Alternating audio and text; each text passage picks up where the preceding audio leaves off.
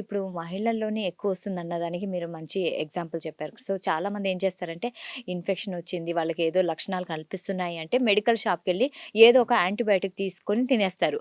అది కరెక్టే అంటారా? అబ్సల్యూట్‌లీ రాంగ్ అండి.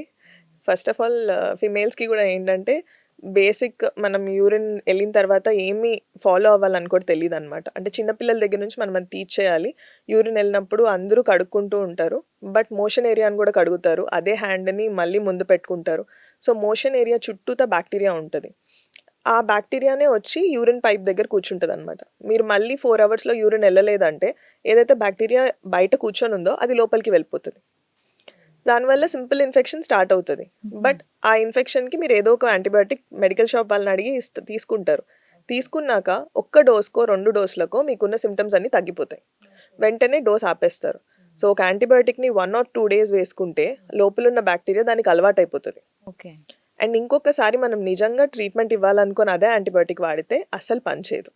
దీన్నే యాంటీబయాటిక్ రెసిస్టెన్స్ అంటాం. ఇండియాలో హైయెస్ట్ ఉంది. ఇంకా ఏ కంట్రీలో ఇంత లేదు. ఎందుకంటే ఓవర్ ద కౌంటర్ యాంటీబయాటిక్ ఏ కంట్రీలో అలౌడ్ లేదు. ఓకే. మన ఓకే. కంట్రీలో మాత్రమే మనం ఎళ్లి యాంటీబయాటిక్ అడగగానే మెడికల్ షాప్ వాళ్ళు ఇచ్చేస్తారు. టెస్ట్ లేకుండా ఉత్త బాక్టీరియా ఉన్నా కూడా మీరు కల్చర్ ఏమీ లేకుండా ఒక యాంటీబయాటిక్ తీసుకోవడం రాంగ్.